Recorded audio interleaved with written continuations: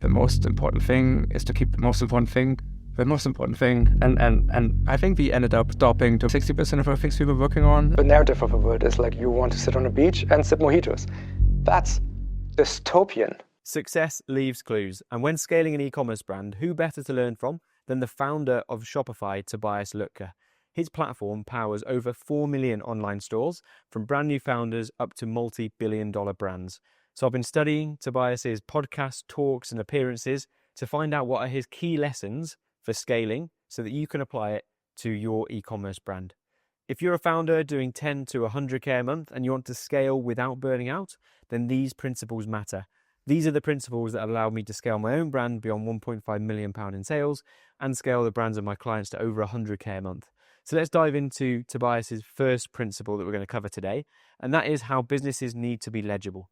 Like that was step number one. Let's get the actual state of a business into a legible internal system by which you can reason about it.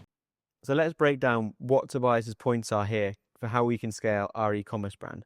What does he mean when he talks about your business needing to be legible as a legible system? Well, it means your business can be understood. Can you see what's happening in your business? Because if you can't see what's happening, you can't scale. And that's where I see founders get stuck. And that's because they have an illegible system. Everything exists in their head. And so there's chaos and firefighting going on every single day because they can't repeatedly give a greater customer experience. Instead, what we need to do is have a legible system so we can see exactly what's going on in our business. So that involves having things like SOPs for how we operate, dashboards for the key performance indicators for the main metrics in the business, and workflows so we know exactly how we get repeatable inputs to give us repeatable outputs. So the way I've applied this principle to my own business is that I've got SOPs in place now for everything in my e-commerce business. So that involves the operations, the marketing, and the finance. And for each of these areas, we have SOPs, which are just bullet point lists for how we complete everything in the business. And so now I can see how we get from point A to point B. I can bring people on board and I can raise the standards as a whole because I've got it down and documented. And also when it comes to marketing, I've got a very clear picture on the key metrics. And it's surprising how few founders actually have that. And it's because most founders don't view their business as a system that can be improved. And that takes us on to Toby's next point, because this next clip really opened my mind to how to view a business in order to scale. It's not about hustling. It's about having a system that's been designed to give you the outputs that you want as a business owner. It turns out companies are complex systems. A lot of what people call business is actually a discipline called systems design. So what we would define systems as is predictable inputs that give us predictable outputs. And in your business, you need to try and put your finger on what are the predictable inputs that are popping up every day, and what are the predictable outputs that we can create when it goes through our systems, when we've designed the business to make sure we're giving the right customer experience to get the right results for our business. So example of predictable input. So we're going to get customer service inquiries as an e-commerce business. Do we have the templates in place? So we get the predictable input to give us a predictable output when we use a template. Or for example, lead follow-up workflow. So I have a workflow in place whenever we get an inquiry from a customer. We have a workflow to work through to make sure if they don't purchase at the first opportunity, we're going to follow up with them, whether that's through email marketing, or whether it's through manual follow-up through our customer service agents. And also for fulfillment for your e-commerce business. There's predictable inputs, which is receiving a sale, and the predictable output needs to be measured with your 3PL dashboard for how quickly are we actually fulfilling those orders and how effective are you as a team in getting the orders out to your customers. And when you can start to put this into systems, you can really see what's happening in your business, and therefore you can grow from that position. Which brings us on to another point that Tobias makes when he's looking at all these founders that are using Shopify. He explains that most e-commerce founders don't have that clear picture of their business, and so they struggle to get consistent outputs or consistent results that they want.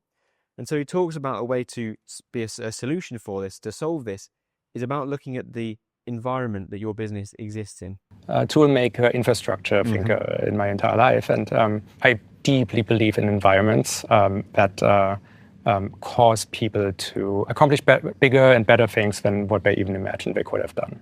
So in that clip, Tobias is talking about how environment is underestimated and how the tools that you put into that environment or the culture that you've got in the environment that your business creates will then shape the behavior that happens within your business and therefore the results that you get. Because ultimately the tools you put in place the structure, the SOPs, the things we've talked about today, the systems. That then shapes the behavior for your business and how it operates. And obviously, the way that you operate is going to lead to the results that you're going to achieve. And it all starts by putting the tools in place or getting the environment right in order for your business to thrive. So the way I've interpreted this is that I've made sure with the businesses that I'm running and the businesses that I'm working with through my clients is that we have the right environment for success. And so that means we have an SOP library. We document how things work in the business. We have a company wiki with all the resources for our employees to understand how the products and how the business works. And we have a clear mission and direction driven by the founders that we can all execute on as a team. And the team part there is the most important part of all this, because what Tobias talks about as well is how it's so important to protect your focus. This is one of the key points he makes. Think about the size of Shopify, the business he runs. He'll know a thing or two about protecting his focus. He must have people pulling him from all different directions.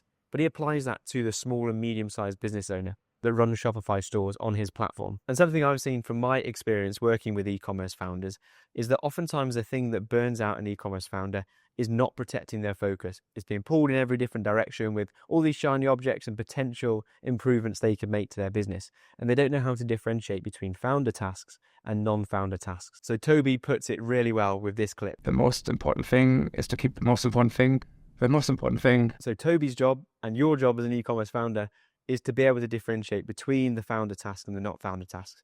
So examples are things like you as the founder should be focused on the big picture vision, make sure your customer experience is enhancing all the time. Your focus should be on how it's generating income for the business to give it the lifeblood that it needs. And also you can take the time to play to your strengths, whatever you're really good at in the business, put your focus there to get the most benefit from that. And it should go without saying, but really it needs to be highlighted over and over again. Things that aren't founder tasks, things like customer service tickets, things like fulfillment, looking after the inbox, looking after returns. These are things that are taking your focus away from the bigger picture vision that really moves the needle. And this leads us nicely onto another point that Tobias has made. And it's brutal, but it's true. And it's about how we approach the opportunities or the things that pop up and different jobs that are going to be asked of you as a founder. Like if you say no to a thing, you say no to one thing. If you say yes to a thing, you actually say no to every other thing you could have done with this period of time. So once you've differentiated between founder tasks and non-founder tasks, every time you say yes to a non-founder task, you've got to realize that you're actually saying no to everything else that you could be doing with that time.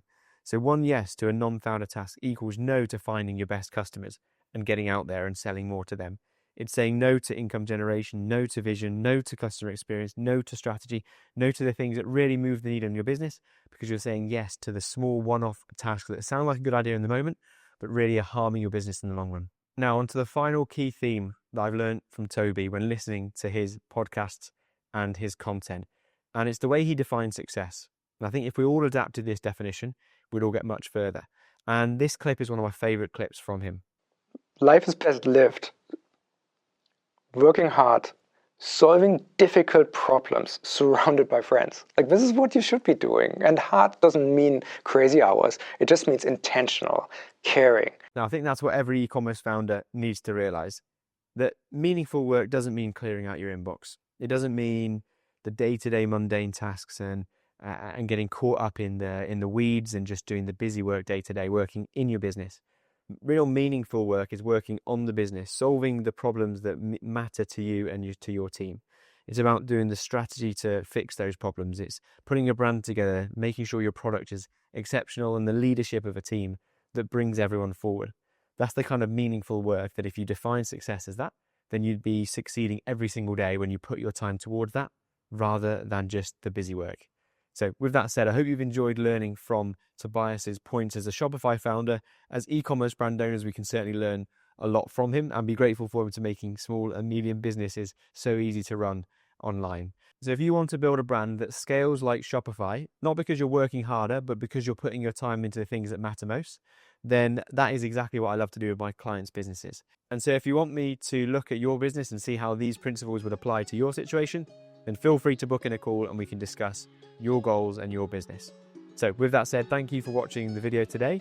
Look forward to speaking with you soon, and I'll catch you in the next video.